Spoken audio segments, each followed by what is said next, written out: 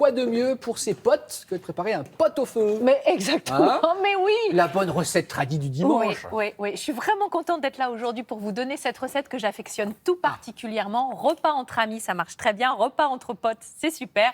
Les plats mijotés, on a envie de ça en ce moment, d'un petit peu de réconfort et de chaleur. C'est pas compliqué, un pot-au-feu. Néanmoins, il y a quand même un process assez scrupuleux à respecter. Donc, je vais tout vous donner. Il y a 2 astuces majeures, vraiment, à côté desquelles il ne faut pas passer pour réussir son pot-au-feu du dimanche. Et puis après, je vous dirai tout ce qu'on peut faire avec les restes. Regardez bien, voici la liste des ingrédients pour le pot-au-feu. J'ai choisi au niveau des morceaux de viande, des plats de côte, des basses côtes. On a aussi un morceau de jumeau. Alors, il vous faudra des oignons, des poireaux, du céleri, des carottes, des pommes de terre, des navets, des clous de girofle, de l'ail, un petit bouquet garni. On commence à mettre les viandes dans un grand faitout pour pouvoir les couvrir d'eau froide. Ça, c'est la première étape et vous allez laisser chauffer tranquillement. Ensuite, on s'occupe des légumes. Donc, on va s'occuper de la carotte, on épluche, on coupe en petits morceaux. La branche de céleri, tout pareil. On va faire la même chose avec les pommes de terre. Vous allez simplement les éplucher. Vous les choisissez de pas trop grosse taille parce qu'après, il va falloir que ça rentre dans le faitout. Eh oui. Vous allez couper les navets, couper et préparer les poireaux et puis les oignons.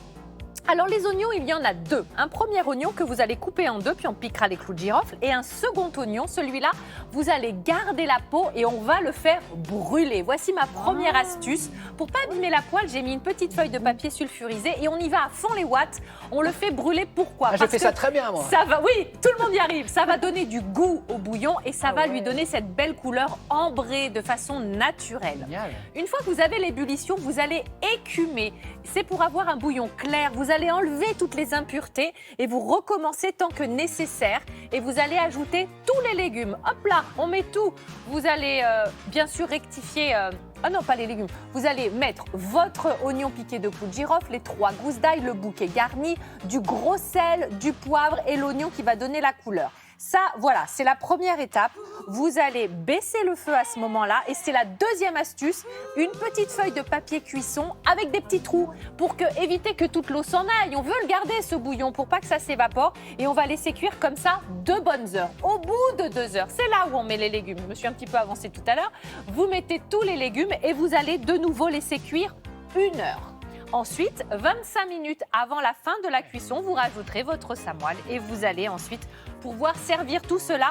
Alors plutôt dans des grandes assiettes creuses ou dans des petits bols car le bouillon est essentiel. Vous allez bien sûr napper votre pot-au-feu avec, croyez-moi, imaginez écraser la pomme de terre comme ça qui a cuit dans le petit bouillon, qui a vraiment du goût. Vous l'écrasez dans le jus là, c'est un délice. Autre conseil, si vous avez la possibilité, faites-le la veille car vous allez de cette façon pouvoir le laisser refroidir.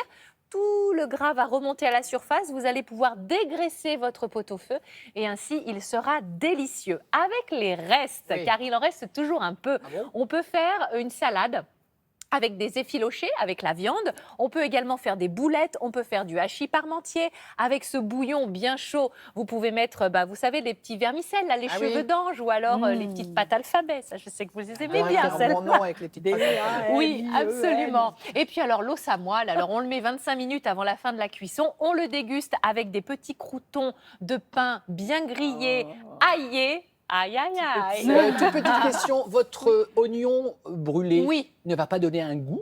Non, il va donner vraiment juste ce qu'il faut. D'accord. Ça va donner du goût, mais vraiment juste ce qu'il faut. Vous gardez bien la peau, car c'est aussi la peau qui va aider à donner cette belle couleur ambrée de façon naturelle. Eh ben, merci. Super. Il faut bien écumer, parce que sinon, oui, vous n'aurez oui. pas un Bien bouillon clair. Voilà, ça. ça c'est capital aussi. Oh, j'ai plein de choses à merci vous pour dire. ces astuces. Ah ouais, et plein ces d'astuces. conseils. Je vous en prie.